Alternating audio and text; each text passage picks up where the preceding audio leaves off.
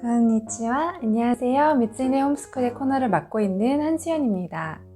부모가 된 이후 우리의 대화는 아이들에 대한 내용이 크게 차지하는 것을 발견할 수 있을 것입니다.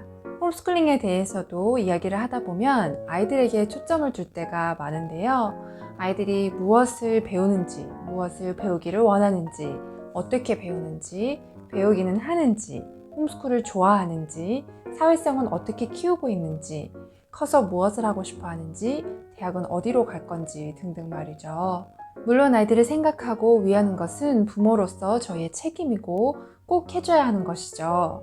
하지만 많은 경우에 그 과정에서 부모인 나 자신을 돌아보지 못하고 아이들을 위한다는 이유 아래 나 자신을 챙기지 못할 때가 많은 것 같습니다. 홈스쿨링을 시작한 이후에도 가장 많이 배우고 성장하는 대상자, 아이들보다는 저희 자신, 즉 부모인 것이 아닌가라는 생각이 드는데요.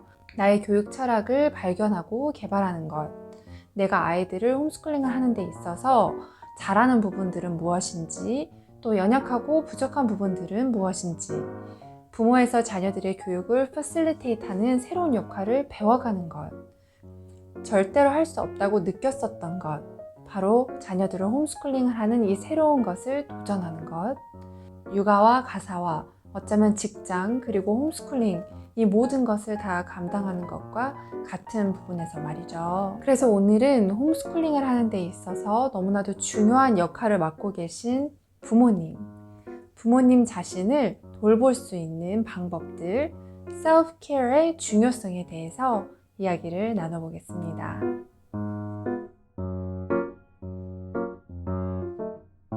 4명의 아이들을 홈스쿨링을 하고 있는 엄마이자 신경생물학 박사인 세라 페이겐 박사는 홈스쿨링을 하면서 그리고 자녀들을 키우면서 나 자신을 챙기는 방법에 대해서 이렇게 이야기를 했는데요. 홈스쿨 맘이 자기 자신한테 투자한다는 것은 사치인 것 같이 느껴진다. 그래서인지 나는 내 자신을 돌보는 것보다는 더 나은 내가 되는 것에 집중을 한다. 더 나은 나는 더 나은 엄마, 더 나은 아내, 더 나은 선생, 더 나은 날들을 뜻하는 것을 알기 때문이다. 내 자신을 잘 돌보는 것이 아닌 내 주변을 더욱 잘 보는 것이 나의 동기가 되었다. 이로 인해 자연스럽게 내 자신 또한 돌보게 되었다. 나에게는 이것은 self-care, 내 자신을 케어하는 차원이 아닌 내게 맡겨진 일들을 위해 준비하는 것이었다. 그렇다면 아이들을 위해, 가족을 위해, 홈스쿨링을 위해서 페이겐 박사는 일상 가운데 셀프케어를 어떻게 실천했을까요? 첫 번째로는 거의 매일 걸었다고 합니다. 음악을 듣거나 라디오 방송을 듣기도 하고 조그마한 노트를 주머니에 놓고 생각을 적기도 하며 조용히 기도도 한다고 합니다.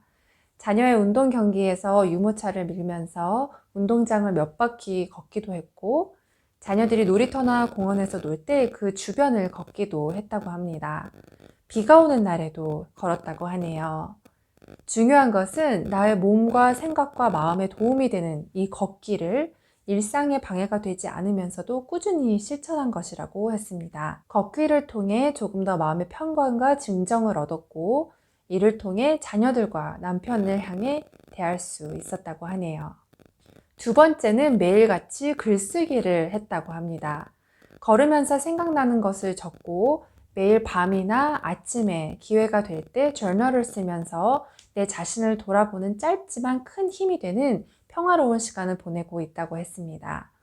머릿속에 맴도는 수많은 생각들, 특히 홈스쿨링을 하면서 이것도 해야 하고 저것도 해야 하고 이것도 사야 하고 저것도 버려야 하고 등등 이러한 것들을 매일매일 정리를 하는 훈련이 된 것이죠. 세 번째로는 미니멀리스트 홈스쿨링에 대해 가르치는 페이겐 박사는 공간과 힘을 사용하는 것을 정리하고 잘 활용하는 데에도 힘을 썼다고 이야기를 했습니다. 불필요한 곳에 힘을 쓰는 것, 불필요한 물건들을 갖고 있는 것을 덜어내는 것이 좋다는 것을 강조했습니다. 네 번째로는 연약함을 솔직하게 인정하며 진실된 마음으로 대화를 나누었다고 합니다. 그녀는 하루하루를 생존하기 위해 사는 것과 같은 자신의 모습에 죄책감을 많이 느꼈다고 합니다. 육체적으로 힘이 너무 고갈되었었고 또 너무나도 무기력하게 느꼈었다고 하는 그녀는 남편에게 미안한 마음으로 사과를 했다고 하네요. 그리고 그녀의 남편은 그녀가 자기 자신에게 너무나도 혹독하게 하고 있는 것 같다고 대답을 했고, 그 대화로 인해서 새로운 자유함과 힘을 얻을 수 있었다고 합니다. 그래서 진심을 담은 사과를 하는 것은 나에게도, 그리고 사과를 구하는 상대에게도 너무나도 파워풀한 것 같습니다. 다섯 번째로는 나의 약점이 아닌 강점에 집중을 했다 였습니다. 내가 잘하는 것에 집중을 하고 그것을 잘 활용하는 것보다 내가 못하는 것을 바꾸려고 힘을 쓰는 것은 하나님이 계획하신 우리의 삶을 스스로 더욱 힘들게 만든다는 것을 깨달았다고 합니다. 내가 잘하는 것, 나의 장점을 놓고 기도를 많이 하고, 또한 신뢰하는 사랑하는 이들로부터 나의 장점에 대해 묻기도 했다고 하네요. 그리고 나의 장점을 갖고 앞으로 전진해 나아가는 것에 힘을 쓰기로 결정을 했다고 합니다. 마지막으로는 매일같이 하나님의 말씀 앞에 나아갔다입니다. 긴 시간이 아니어도 매일 살아가고 있는 하루하루에 매 순간에 삶에 큰 영향을 준다고 고백을 했는데요. 하나님이 누구신지, 그리고 하나님께 내가 누구인지를 알면 알수록 삶의 지침과 방향을 얻을 수 있는 것이죠. 그렇기 때문에 저의 영의 양식이며 하나님 자신이시며 저의 삶의 힘과 능력과 지혜가 되시는 하나님의 말씀 앞에 매일매일 나아가야겠습니다. 저도 필겐 박사가 한 말에 많이 공감을 하는데요.